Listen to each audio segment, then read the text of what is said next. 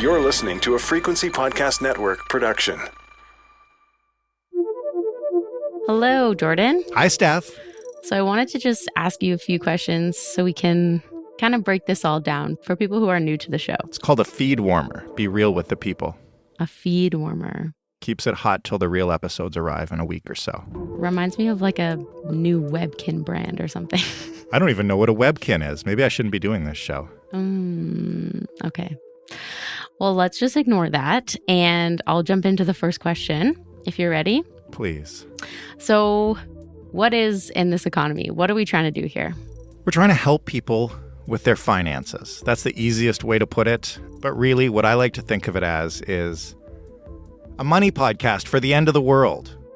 It is a show that will hopefully let us explore how we got into this mess. If you're a person just trying to live a regular life and afford things that people have been affording for decades, you know, a home, a child, a car, a gym membership, a wedding, all the sort of normal expenses of modern life that so many people see as out of reach right now.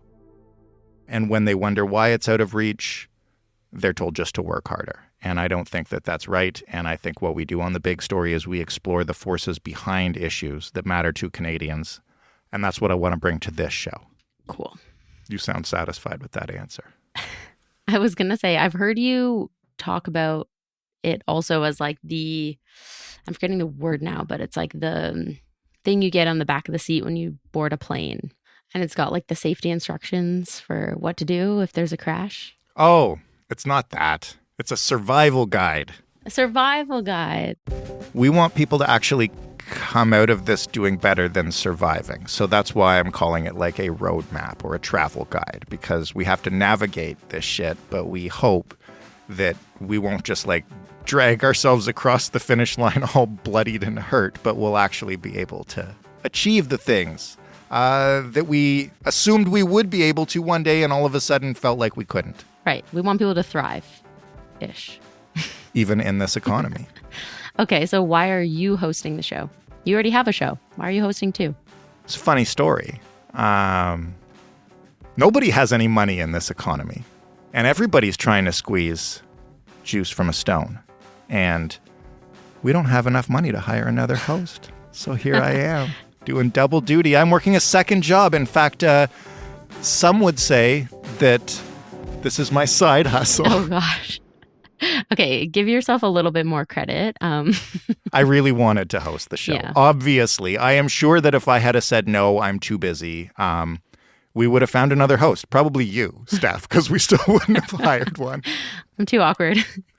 No, we would have found a host if I had have said no. But because this show exists in the Big Story universe and because it has roughly the same premise of the Big Story with a bit of a twist that we'll talk about in a second, I wanted to be the person asking the questions because I probably egotistically think that I am good at asking questions that don't assume anyone has a base of knowledge, asking questions that help people understand the big picture of why things are the way they are. And because we've always prided ourselves at the Big Story, not just me, but everybody who's worked on the show, including you, Steph, on being more empathetic than traditional news coverage. And I think when I talk to people about money, or when you hear people talk about money, it's something that needs a lot of empathy right now. And I didn't want it to be covered with just a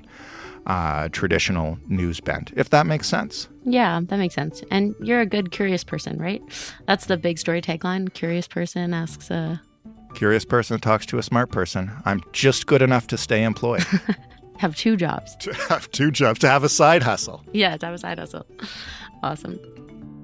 So we've covered the economy on The Big Story. Why not just do more of those episodes on that show? Why do we need new show, new feed, new branding, all that stuff? The Big Story is awesome and I love it. And it does a great job of explaining, as I said, why things are the way they are. When it comes to something as personal and as emotional as money and finances, and those things are all tied up with like your hopes and dreams for your life.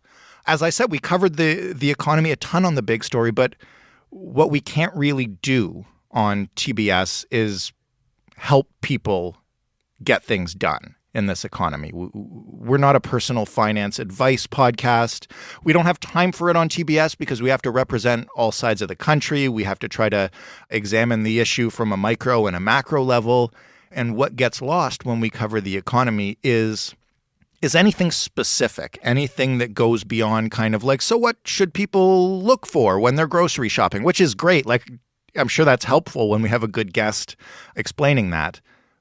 But what we really wanted to be able to do was explain to people what's happening, why it's happening, and do all that stuff that the big story does, but then actually go out of our way to find some actionable things. You know, we're not going to magically be able to wave our wand at the end of the show and you'll be able to afford a house, but there are ways that you can end up owning property in this economy, even if you can't currently buy your own home in Toronto. And we wanted to be able to explore those in depth so people feel empowered to like actually consider that as a solution that works for them. That's a little bit long-winded, but the long and the short of it is that news podcasts aren't great for helping specific people with specific situations. And that's what we want to do here. Right. We're taking news you can use to another level. We're making it even more personal. It's service journalism, really. Mm-hmm. That's what it is. Yeah. Service journalism, extremely underrated form of journalism, by the way, for all the journo nerds out there. Yeah, service journalism is great. Okay, so that's out of the way. Since we started making this show, I've been consuming a lot of money and other like personal finance shows. Me too. And there's definitely a lot out there. Yeah, tons. But I think something that we need to get across is how in this economy is going to be different from all those other ones. Take a stab at it. Well, this is the part. Yeah, I mean, this is the part where I'm supposed to talk crap about all the other personal finance shows, which is not what I'm here for. You're trying to get me in trouble in my brand new industry. Okay, maybe no, you don't have to name any shows, but what's like the general consensus why we think that this show or how we think this show is going to be different? I think there's lots of great money shows out there. I also think there are some terrible ones that I've listened to recently, but it's less about comparing us to individual shows and more about talking about the tone of advice and recommendations. And so much of the personal finance content, because I'm not just talking about podcasts here. There's like, this is a huge TikTok and YouTube industry, and there's lots of columns written, and you can watch talking heads on cable news give this kind of advice. And there's a reason why like avocado toast and don't buy a latte and that kind of stuff is cliche, because so much of the advice that's given often by older established people to younger people trying to establish themselves in this economy is austerity based.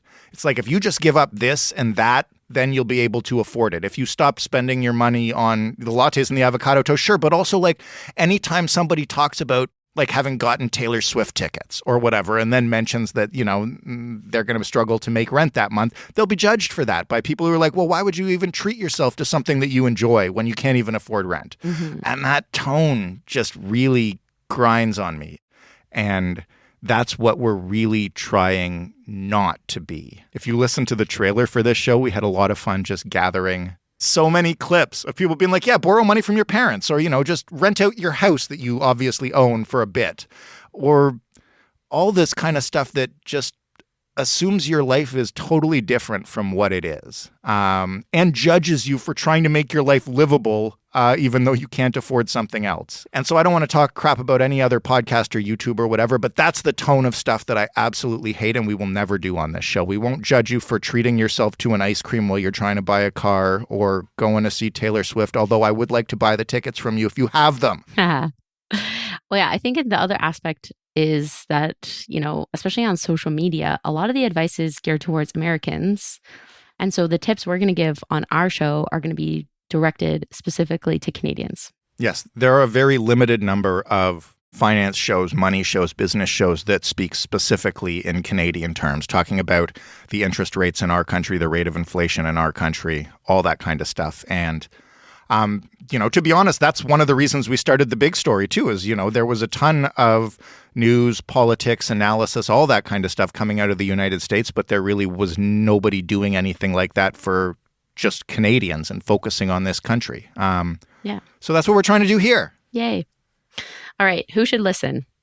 When I picture the key audience for this show, I picture people who, like I said before, are at a point in their lives where they thought they'd be able to do more financially than they really are. They thought that, by the time they were in their 30s, they'd be owning their own home and be thinking about starting a family. And instead, they don't know how they can afford either of those things. Or people who are just beginning their careers and are being told that they should be planning to work 3 or 4 jobs to get ahead. Or people who are on lower incomes towards minimum wage and, would at least have thought that they would be able to afford groceries to feed their families. And now they're finding that they're struggling with that as well. And it does seem like every new economic update makes things a little bit harder for people in all those brackets. Basically, anybody who's not filthy rich can probably identify with some of the problems we have on this show. Or if you're out there and you're just feeling extremely overwhelmed, yes. I think this show will just empower you with information you need to just have a better understanding of what's going on. So you can take a deep breath and hopefully take the next step they need. And people who get it and who aren't going to judge you for being wherever you are based on wherever you thought you would be. I think that's always something I try to keep in mind. Yes, perfect. Okay, last question. When and where can people listen? As always, you can get it wherever you get your podcasts, including, obviously, you'll be able to find it at frequencypodcastnetwork.com. If you're already subscribed to The Big Story, you will see the first couple of episodes in your feed right there, just to make it easy for you. And as for when you can get it, if you're listening to this, you've already found the feed, so just hit subscribe and you will automatically get the episodes when they arrive. Sweet. I think you just went into outro mode as you were saying that answer, but I liked it. Outro mode is just it's automatic. It starts, and I almost just said the phone numbers and the emails and all that stuff. Seriously, just get your podcast wherever you want to get it. And since you know it's going to be good, just rate and review right now. Why wait? Yeah, don't wait. Okay, thank you, Jordan, so much for answering all my questions. Thanks, Steph.